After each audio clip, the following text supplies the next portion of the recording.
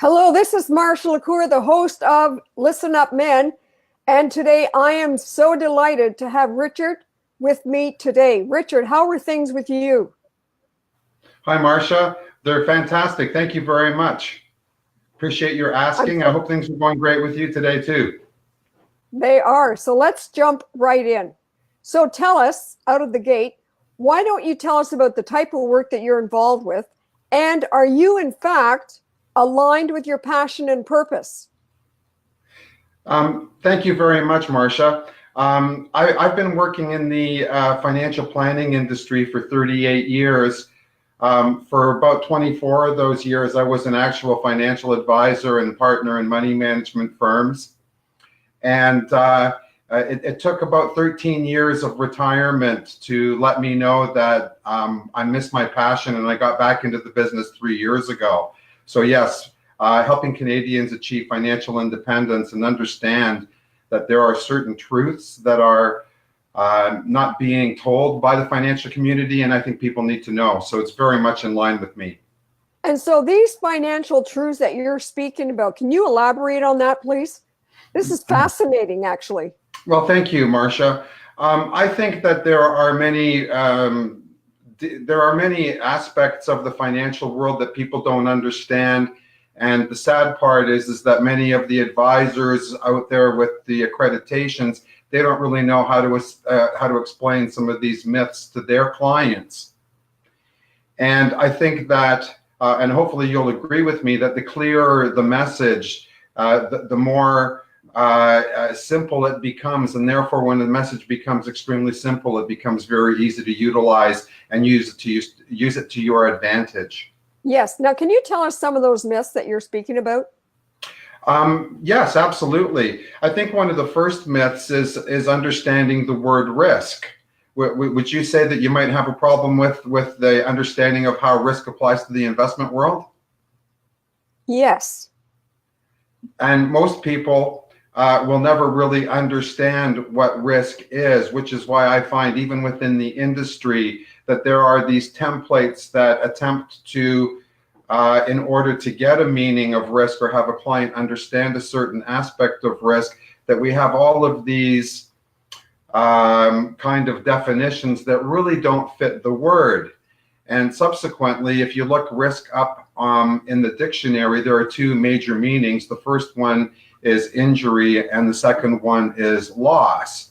So if we can just move away from injury, because I don't find people getting hurt by their investments too often, but let's look at the other word, which is loss.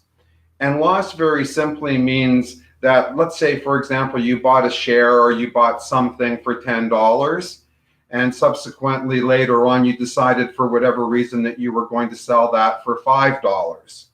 So in respect to investing, you've lost $5 if you'd allowed that to actually happen. I don't think that's a loss. I think that's stupidity. And the reason I say that is because there's got to be somebody on the buy side of the sell equation. Otherwise, nothing can happen. So the question becomes, well, who's actually buying when everybody is being tempted to sell? And if you saw something that you absolutely loved at a supermarket or a clothing store, I would quite imagine that if you saw your favorite blazer or jacket or pair of shoes and they were 50% off, that you might take advantage of the fact that they're on sale and subsequently buy two pairs. Absolutely. Thanks. And I'd love to advocate the fact that I think most people should learn how to invest with that in mind. But that takes a little bit of work and effort. In other words, you've got to know a little bit about the business that you're investing in. And hence, if you know a little bit about the business and you understand that the business hasn't fundamentally changed in any major way, then a share price drop offers, in most cases, an opportunity for people to actually buy in at a lower price than at a higher price. So hence, risk is not really associated with risk per se. It's actually just associated with the word loss. And loss means risk for most people when it comes to investing. I think when financial advisors and clients themselves get around and start to understand that, it'll take away a large part of the stigma associated with the risk about investing. Now, that's an interesting point. I was talking to a gentleman today who was telling me, he said, I made some money today on the market. And I said, do you trade?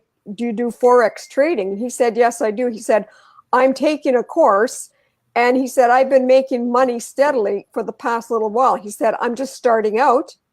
And he said, I'm just doing cents. He says, I'm just really not playing at a big higher level right now until I really learn what I want to learn. And I said, do you think there's an art and a science to what you're doing? He said, absolutely. Now, would you agree with that? That the world of investment could be said that there's an art and science behind it? I think there is.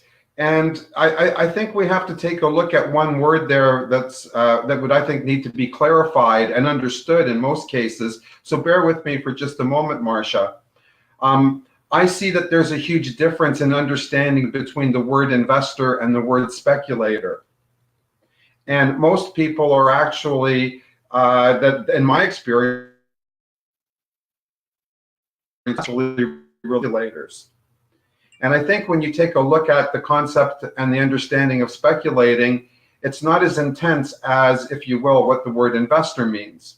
So an investor is someone who takes the time to understand the nature of a business, look at its balance sheet to some degree, and recognize that this is still a good company, or it will be a good company, or it will come back to its former glory, or it will continue to make profits and serve people on an ongoing basis. There are numerous companies that have been around for 100 years, like Coca-Cola as an example, who has an amazing share price history. And you can buy and hold Coca-Cola, from my perspective, and be quite happy over the longer term in that particular investment. Same thing with Berkshire Hathaway, Warren Buffett's company. When I started in 1988, one share of Berkshire Hathaway, A-class shares, were trading around $8,000. Today, they've been as high as about $325,000. And in between, they've had their ups and downs. And it would clearly indicate to me that if you knew the business and you knew who Warren Buffett was and you were confident in his ability.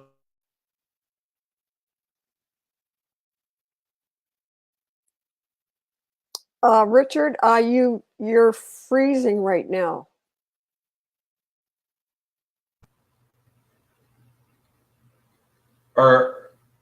Richard, you froze on us for a minute there. Oh, I'm sorry. Yeah, you were talking about Warren Buffett. Yes, I was talking about Warren Buffett's business, his company, Berkshire Hathaway. And when I started in the business in 1988 with one of my bigger partners who introduced me to Warren Buffett.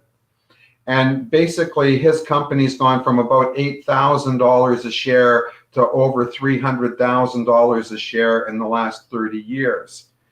I would say that, that's a really great return, but I would also say that there's been ups and downs with regards to that return.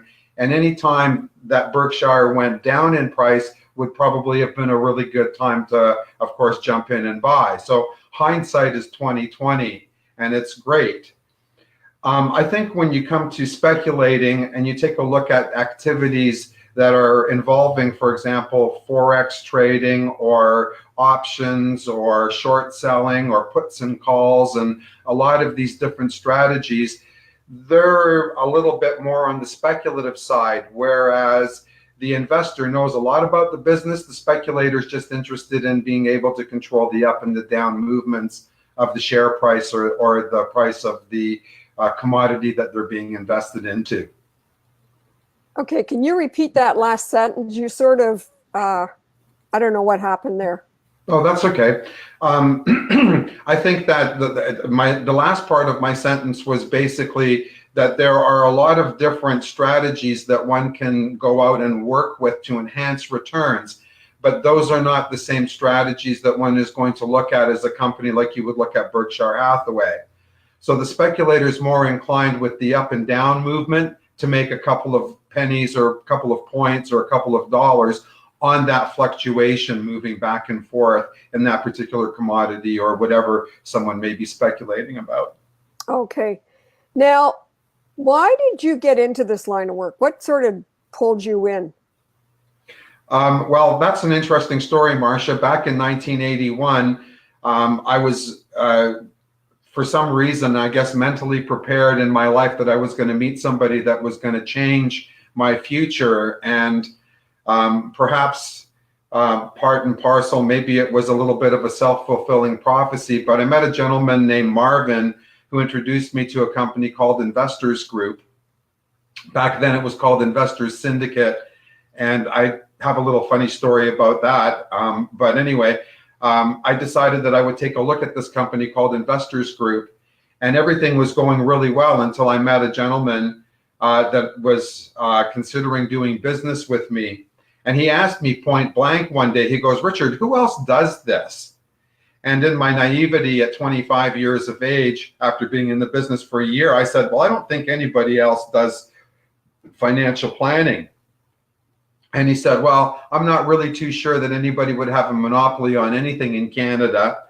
So I would strongly suggest that, like me, you go and take a look and find who's doing the same thing that you're doing." So I decided to take a look at the industry from a bigger perspective. And I started to recognize that there's a huge difference between being a company's captive agent and something called a broker. And I decided that I would rather be an independent broker of financial services and choose and select from the numerous options that are available to me versus representing one company and one company's story. Right. And if you're a broker, then you're independent, and then you have you have infinity to choose from, really, in terms of absolutely right. Those products.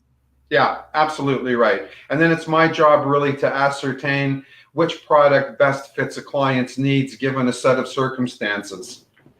Yeah, and then I would say then from that perspective, you would be in a position to better serve a client based on their needs rather than being locked into, a one brick and mortar institution with a limited set of products to provide to a client. I'm so glad that you brought that up, Marsha, because that awareness alone, I think, is really important for people. But the numbers prove differently. The banks and the insurance companies own or manage most of the assets in the entire industry in Canada and probably in the United States, whereas the independent industry isn't anywhere near as big. But I agree with you that fundamentally speaking, the independents can offer or be in a position to offer a little bit more advice. And that's recently shown up in the fact that a large amount of the bigger companies have now started to add additional product from other product suppliers into their roster of, let's just say, portfolios. So a lot of companies that are in essence privately held in the sense of their institution, they will bring on partnerships with other companies that are out in that independent marketplace. So they're trying to cover a little bit of the best of both worlds. But I think that still for the educated consumer, probably the better place to go would be more on an independent side. Right. And if you have an educated consumer, then they've done their homework, they've done their research to say, yes, I'm choosing to go to an independent broker rather than deal with a banking institution. Now, having said that, banking institutions serve, like you say, a good number of the population for people who I think are conservative and want to feel that, oh yes, my money's going to be safe. I mean, our money is never safe and secure. It just, but I think people have this belief that, oh, if I'm with a bank, then it's more safe, and they feel maybe they can sleep better at night. And truth being told, Marsha, okay, if I could tell you the truth about how banks work, you would never say that. In fact, I know. you would say exactly the opposite, because it's the banks making the money off the deposits that I don't want to say unsuspecting people get into, but people want guarantees, but they don't understand where the guarantee comes from. And the guarantee merely comes from the spread between what the bank pays you to use your money and what they lend it out at. So that's where they can afford to pay you, which is the guarantee. It's not the other way around. Yeah. Yeah. And I think most people are not aware of that. Maybe they'd be aware of it, but not in a way that a 10-year-old or a 12-year-old would understand. And a part of the things that I like to do is I like to educate people as young as possible to understand that it's better to be an owner than a loaner, okay, in the sense of when it comes to investing in businesses. Now, can you sort of paint a picture for us of a client that you deal with, and what have you been able to do for that client without giving their true identity away? Well, a lot of entrepreneurs and a lot of high income salary earners, okay, are stuck every year with regards to the availability of suitable, let's just say, tax saving mechanisms. So the first one, the path of least resistance, is to buy an RSP. And subsequently, a lot of people who are working for a large company or, for example, the school system, they have a pension program that doesn't allow them to contribute the same amount into an RSP as they would if they were self-employed. And subsequently, these people sometimes have absolutely no contribution room in the sense of adding more to their RSP because they put the maximum amounts into their pension programs. So the question becomes, well, what else can I do to lower my income taxes? Okay, and yet at the same time, have it be an intelligent move that doesn't cross my comfort zones and my borders. So I often, instead of selling a product like an RSP or a TFSA, I look at the total picture for a client to make sure that it's not a product that we're looking at strategies that we can implement to best make sure that a client gets to the amount of capital that they need at retirement to replace their standard of living or some semblance of their standard of living. So I would say that I do that with all my clients. I go in and I talk to them about what's available, what they're presently doing. I ask them if they're aware of all of the implications and the things that they're doing. We build a dialogue around those things. And I also introduce alternative investment strategies that will assist people in having capital at work and hopefully provide a better after-tax rate of return in their retirement versus the conventional strategies. And coupled with that, what's the average rate of return right now for investments in the market for the products that you deal with? What would be the range? And I know there's fluctuation in that. Marsha, that's a really difficult.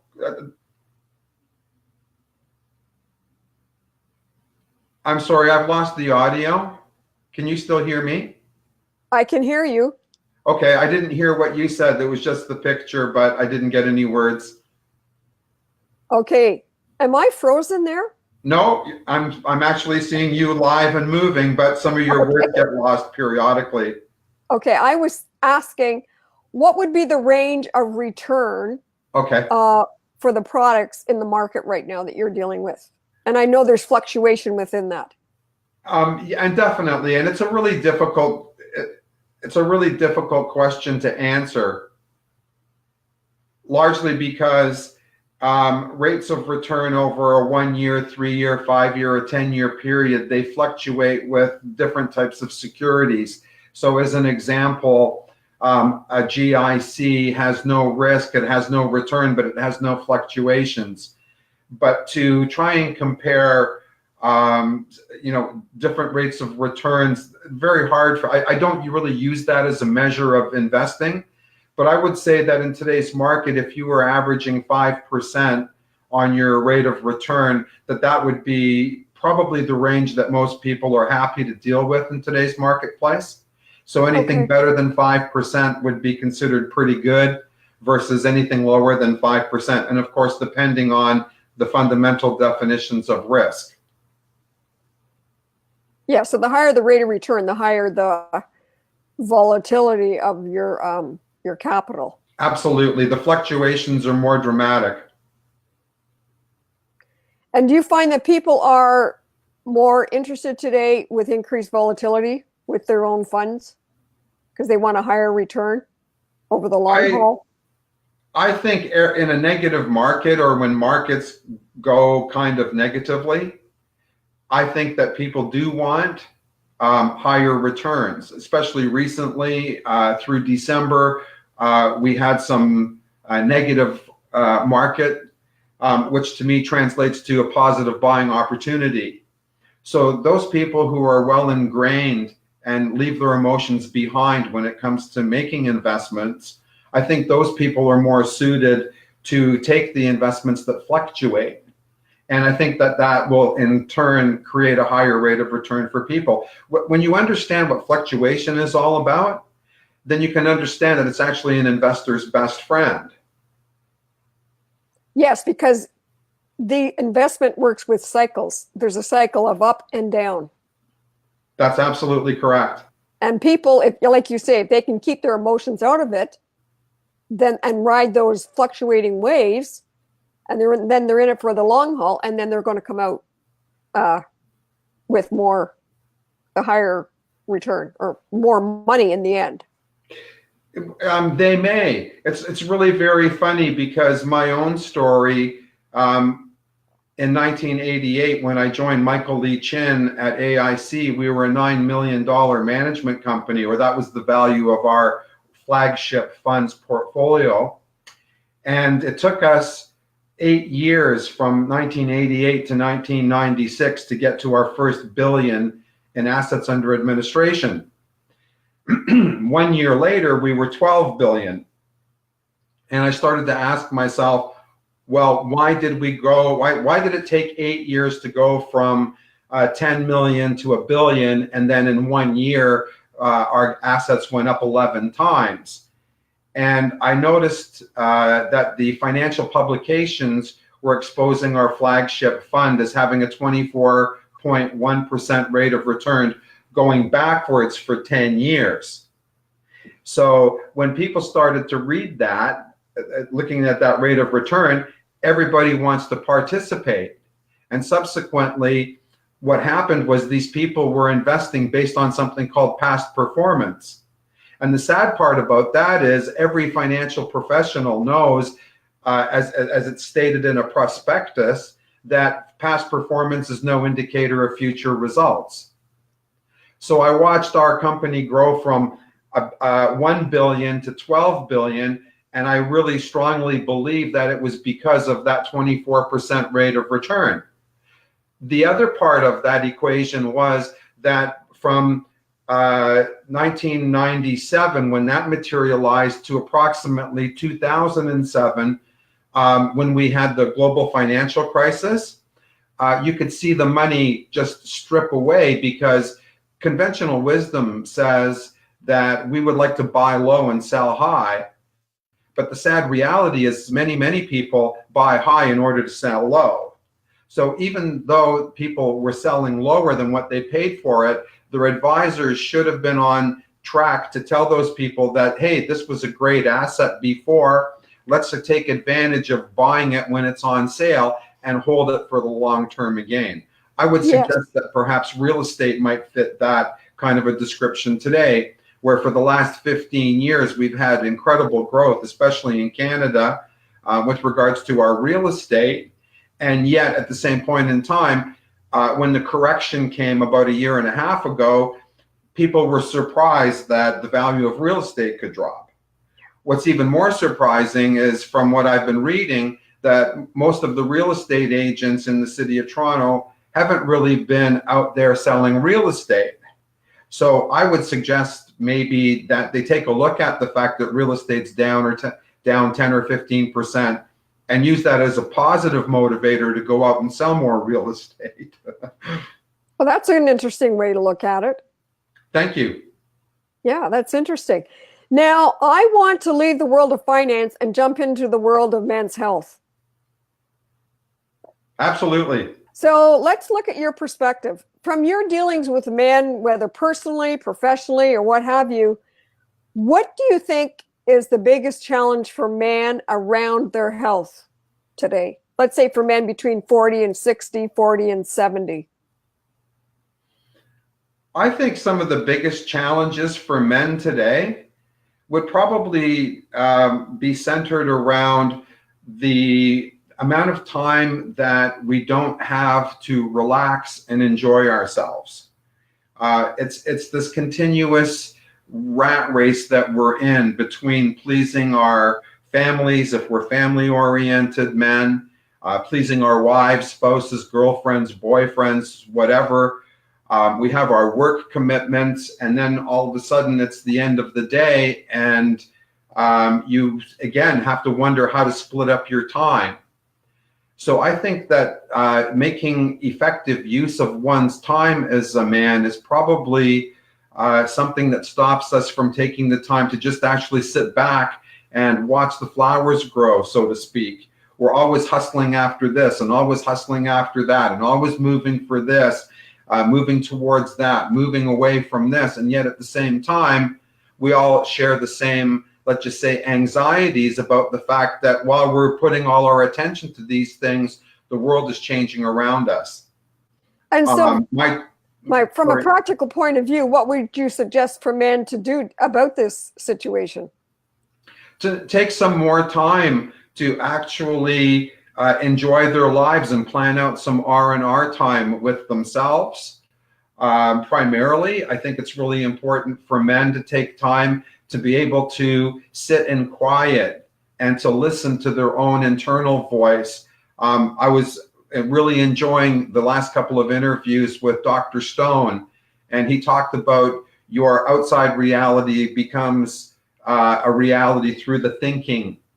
And I can't help but adding to that, that if we can think in a more calm and clear and concise fashion and make the decisions that are really heart connected versus just any other kind of connection from a mind-ego perspective. And hence, I think so many men are running around, being guys and being men, that they don't take the time to actually stop and listen to their hearts and listen to what else is necessary to provide a full life, which includes family, friends, as well as business. Right. And to get right down to the basics of this, you made the point that men can plan. And if men are going to plan, then that involves scheduling, taking the time to actually sit down and make an appointment with themselves for some R&R, just like they would make a dental appointment, or you would make an appointment with a client or prospect. You make an appointment with yourself for some R&R. Now, that might be some thinking that some men are not used to, but I think it's something to consider, because if you want to get that time in, downtime, at the end of the day, if you haven't done it, then you haven't put it in your schedule, and it has to be scheduled in there. Like everything, Marsha, it takes a sense of discipline. It does. And so what's one powerful tip that you want to leave for men today, Richard? Well, I think the most powerful tip that I can give some of the guys that are watching today is don't just jump out of bed. When you set your alarm and you set it for 10 or 50, you set your alarm twice. Well, let's say one at 6:30 and one at 7:45. Well, instead of doing that, take that 15 minutes from your first alarm and take a little bit of time to get into your day and start to think positive thoughts about your day and how it's going to go, instead of just immediately reacting to the news, the weather, the sports, any of these other considerations that might take you or knock you off your perch. Take a little bit of time to start your day in a sense of quiet, listen to your inner voice, recognize that there may be obligations from a family or even for yourself that you would like to accomplish, and fit that inside your schedule on a daily basis. But I think it's got to start in the morning. Your mind is clear, your emotions are low, and that's a fantastic time to reinvent yourself for the day and to give yourself cause to develop that support that we all so much are desperately seeking, and it doesn't seem like any of us are finding it. Well, it's a good thing. So that's really homework for men, call to action. set your alarm, and rather than just responding to the news, reacting to the news, take the time to just take a few deep breaths, get centered, and go from there. Totally. I think Richard, we would have a lot more, let's just say, a lot less insanity running around. absolutely, totally agree with you. I loved having you here today, Richard. Anything else you want to say before we leave? Well, Marsha, thank you so much for having me as a guest. We recently met at James McNeil's book writing course, and when we talked at that point, I was really looking forward to getting together with you. I know that you remember what my book is all about, and I'm getting closer to having that completed. So maybe you'll invite me back and talk about some of the other things that I'm doing at a later date. I'm going to have you back at another time. Thank you very much. It'd be a pleasure to be on the show again. All right, Richard, thank you. Blessings to you. Have a great day.